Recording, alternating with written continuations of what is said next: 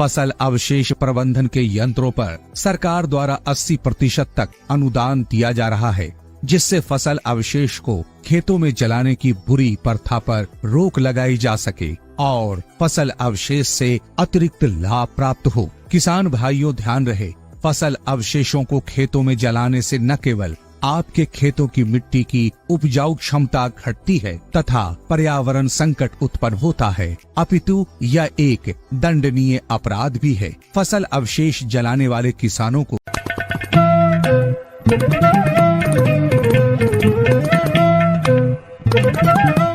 नमस्कार। रेडियो रिमझिम से प्रस्तुत है स्थानीय हालचाल। पहले मुख्य हालचाल। रामाश्रय सिंह हत्याकांड में 4 आरोपियों को आजीवन कारावास की सजा। पंचायती राज दिवस पर चलेगा स्वच्छता अभियान। जेल में एक कैदी ने खाया पत्थर, डॉक्टरों ने किया पटना रेफर। तालाब से मिला एक छात्र का शव, पुलिस जांच में जुटी। और जिला पदाधिकारी ने हथुआ अनुमंडल का किया औचक निरीक्षण तथा अज्ञात महिला की मिली लाश। स्थानीय हालचाल के इस अंक के साथ मैं अनिकेत मिश्र। अब हालचाल विस्तार से। भोरे थाना क्षेत्र में हुई बहुचर्चित रामाश्रय सिंह हत्याकांड को लेकर आज जिला जज के अदालत ने 4 आरोपियों को आजीवन कारावास की सजा सुनाई है। बताते चले कि भोरे थाना क्षेत्र में 13 जून 2019 को दिन दहाड़े गोली मारकर रामाश्रय सिंह की हत्या नवनिर्मित पेट्रोल पंप पर कर दी गई थी। इस मामले में गोपालगंज के प्रधान जज गुरविंदर सिंह मल्होत्रा की अदालत ने 4 आरोपियों को आजीवन कारावास की सजा सुनाई है। बताया जा रहा है कि कोर्ट ने अभियोजन पक्ष के लोक अभियोजक देववंश गिरी उर्फ भानुगिरी तथा बचाव पक्ष के अधिवक्ता अमरेंद्र शाही, परमेश पांडे तथा मोहनीश कुमार शाही की दलीलों को सुनने के बाद पूर्व प्रमुख कलावती देवी के भाई ब्रज किशोर सिंह उर्फ बुची सिंह, उनके भतीजे विवेक सिंह और पूर्व उप प्रमुख अरुण कुमार मिश्रा उर्फ पप्पू मिश्रा और उनके भतीजे संजय कुमार मिश्रा को दोषी करार दिया है, जबकि बसदेवा गांव के अवधेश गोड़, भोरे के सेवानिवृत्त प्रधानाध्यापक प्रभुनाथ सिंह, बड़हरा के मनु सिंह तथा वीरेंद्र प्रताप सिंह उर्फ टाइगर, मीरगंज थाने के बालाहाता गांव निवासी शंभू सिंह, मटिहानी नैन गांव के विशाल सिंह और उत्तर प्रदेश के खामपार थाने के प्रदीप यादव को साक्ष्य के अभाव में अदालत ने बरी कर दिया। वहीं इस कांड के आरोपी विनय कुमार मिश्रा तथा राजू सिंह के खिलाफ अलग से न्यायालय में सुनवाई चल रही है।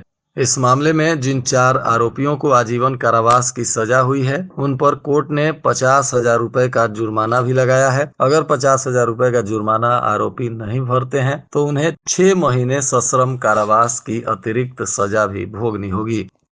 राष्ट्रीय पंचायती राज दिवस के अवसर पर 18 अप्रैल से 23 अप्रैल 2025 तक पूरे जिले में स्वच्छता अभियान चलाया जाएगा। इसको लेकर जिला प्रशासन ने तैयारी शुरू कर दिया है। 24 अप्रैल को राष्ट्रीय पंचायती राज दिवस है। ऐसे में 18 अप्रैल से लेकर 23 अप्रैल तक बृहद स्वच्छता अभियान चलेगा। इसके लिए 18/4/2025 को सुबह 7 बजे स्वच्छता जन जागरूकता रैली का भी आयोजन किया गया है। इस रैली की शुरुआत मिंज स्टेडियम गोपालगंज से होगी और पोस्ट ऑफिस चौक, अंबेडकर चौक होते हुए मोनिया चौक तथा समाहरणालय परिसर में यह रैली संपन्न होगा। इसके लिए गोपालगंज वासियों से भी इसमें शामिल होने की अपील जिला पदाधिकारी ने की है और सबको स्वच्छता अभियान के प्रति अपना श्रमदान करने की भी अपील की गई है।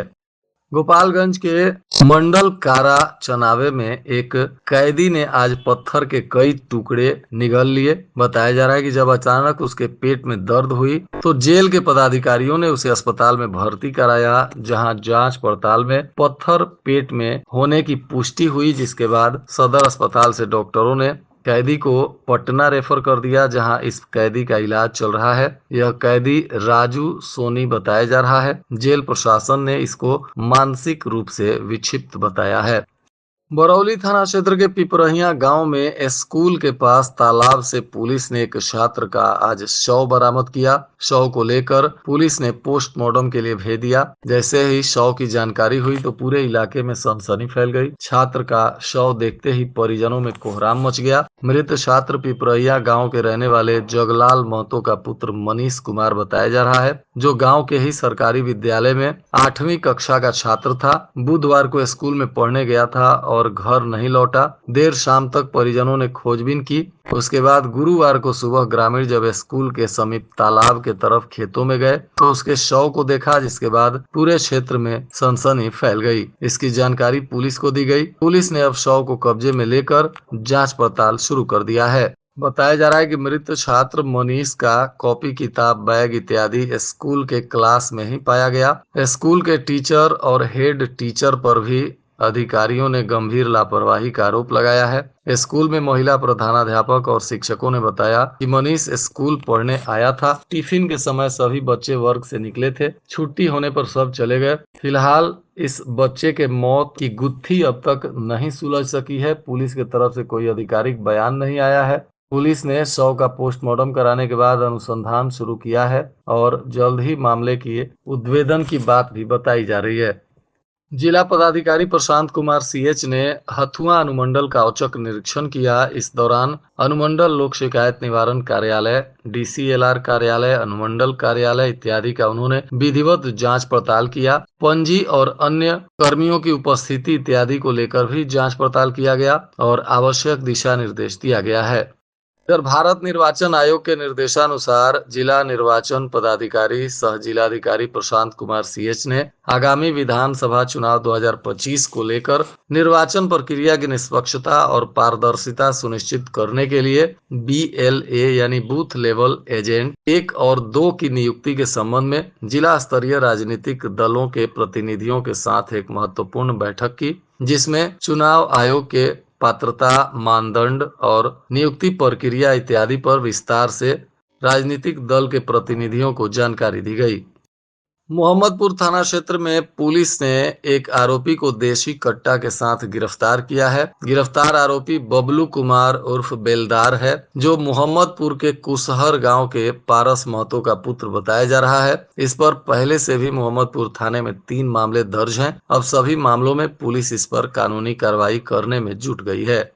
विजयपुर थाना क्षेत्र के बलवा पटखौली में एक अज्ञात महिला का शव मिला है, जिसको लेकर पूरे क्षेत्र में सनसनी फैली है। पुलिस ने शव को कब्जे में लेकर पोस्टमार्टम के लिए भेज दिया है। मामले की तफ्तीश में भी लगी हुई है। बताया जा रहा है कि भोरे थाना के सीमावर्ती क्षेत्र में पड़ने के कारण पुलिस असमंजस में बनी रही। यह क्षेत्र भोरे और विजयपुर के सीमावर्ती इलाके में था, जिसको लेकर काफी असमंजस के बाद निर्धारित कर पाई पुलिस की यह मामला विजयपुर थाना क्षेत्र के अंतर्गत आता है। जिसके बाद विजयपुर पुलिस ने शव को कब्जे में लिया।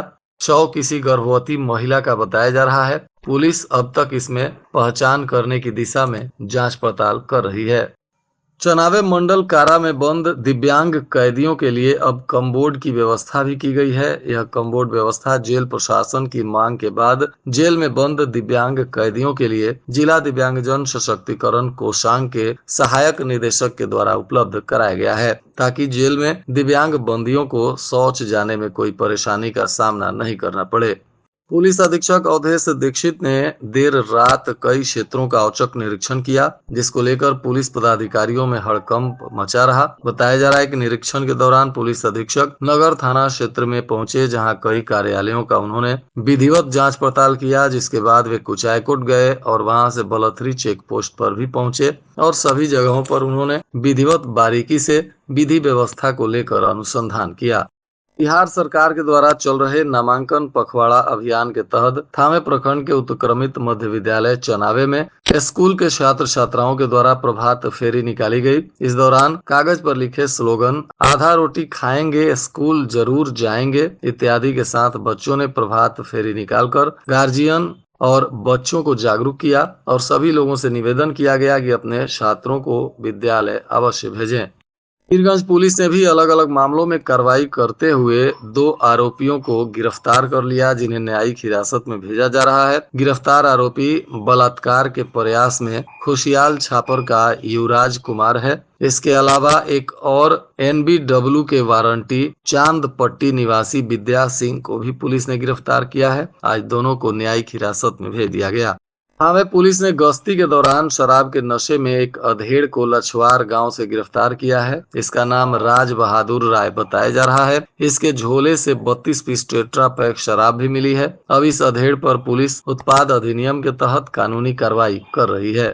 इधर भोरे थाना क्षेत्र के बगही रोड कारखाना के पास एक तेज रफ्तार ट्रक ने ई रिक्शा को जोरदार टक्कर मार दिया, जिसमें ई रिक्शा सड़क के किनारे पेड़ से जाकर टकरा गई। इस ई रिक्शा में बैठे 2 लोग गंभीर रूप से जख्मी हो गए हैं, जिनका इलाज सरकारी अस्पताल में चल रहा है। बताया जा रहा है कि घायलों का प्राथमिक उपचार करने के बाद स्थानीय अस्पताल से डॉक्टरों ने रेफर कर दिया है। और आज के मौसम का तापमान गोपालगंज में न्यूनतम 24 डिग्री सेल्सियस और अधिकतम 33 डिग्री सेल्सियस रहने की संभावना है। बारिश की संभावना बनी हुई है। अंत में मुख्य हालचाल एक बार फिर।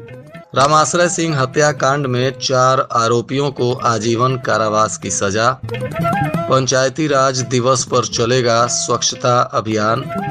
जेल में एक कैदी ने खाया पत्थर, डॉक्टरों ने किया पटना रेफर। तालाब से मिला एक छात्र का शव, पुलिस जांच में जुटी। और जिला पदाधिकारी ने हथुआ अनुमंडल का किया औचक निरीक्षण तथा अज्ञात महिला की मिली लाश। इसके साथ ही रेडियो रिमझिम से प्रसारित स्थानीय हालचाल का यह अंक समाप्त हुआ। नमस्कार। Thank you.